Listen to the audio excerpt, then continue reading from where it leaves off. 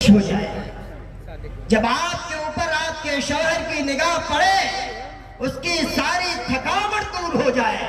سارا ٹینشن دور ہو جائے، وہ جل کر بھن کر دن بھر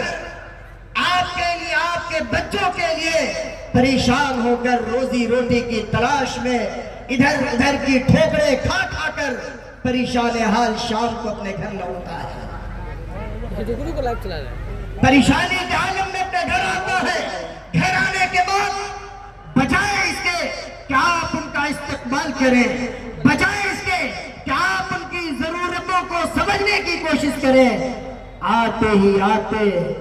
دن بھر جو کچھ آپ نے اپنے ذہن میں بیٹھا رکھا ہے،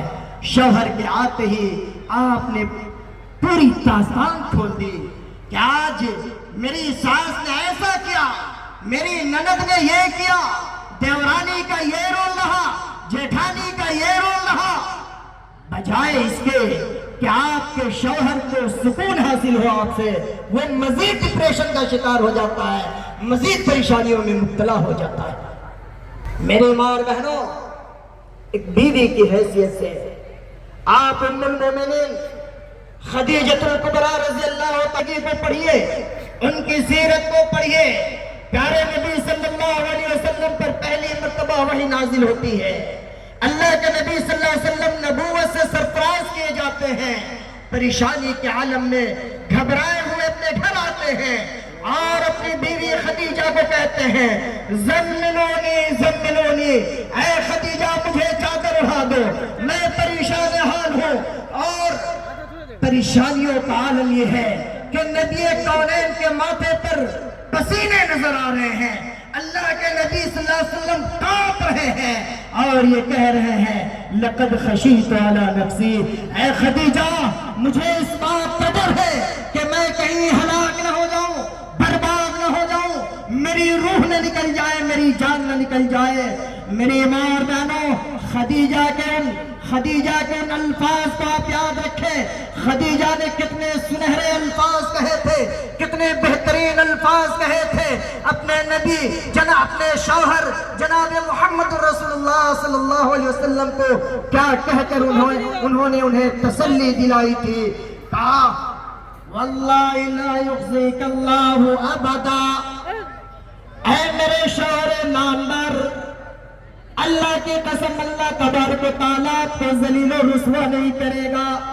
انک لتصل الرحم، اس لیے کہ آپ رشتہ داریوں کو جوڑنے والے ہیں، وتکسب المعدوم وتحمل الکلہ وتقری الضیف وتعین علی نوائب الحق۔ اے میرے پیارے سرتاج، اے میرے شوہر نامدار، آپ کی خود آپ بے کسوں کے سہارا بنتے ہیں، آپ جن کے سروں پر گیٹھریاں ہو، جن کے سروں پر بوجھ ہو، آپ ان کے بوجھ کو اٹھانے کا کام کرتے ہیں۔ اے میرے شوہر نامدار، آپ کیا ایک طرف رشتہ داروں کے ساتھ رشتہ داریاں نبھاتے ہیں،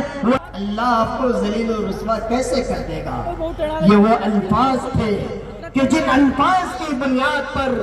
اللہ کے نبی صلی اللہ علیہ وسلم کو بڑا سکون ملا، بڑا قرار آیا، اتنے میٹھے الفاظ اور اتنے ٹھنڈے الفاظ کہ برف کی ذلی بھی سے بھی زیادہ آپ کے الفاظ ٹھنڈے تھے اور اس سے نبی کونین کو بڑا سکون محسوس ہوا۔ آج کی عورتیں دیکھیں اپنے آپ کو کہ شوہر اگر پریشان حال آئے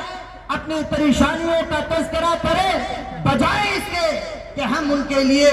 دو چار ایسے الفاظ یا دو چار ایسے جملے ادا کریں جن سے انہیں تسلی حاصل ہو،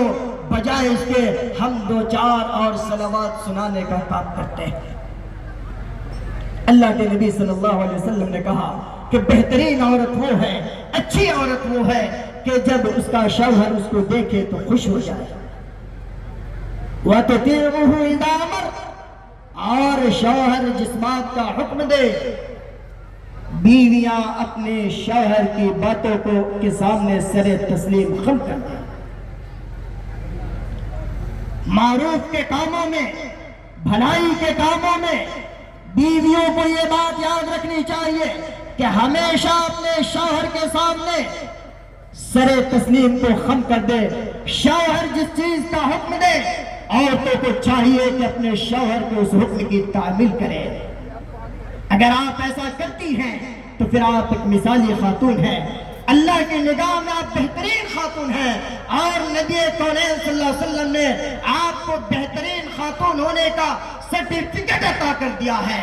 آپ دیکھیے آسیہ بنت مزاحم کو جو فرعون کی بیوی تھی، فرعون کتنا بڑا ظالم و جابر تھا، وہ خدائی کا دعویٰ کر رہا تھا انا ربکم الاعلی کہہ کر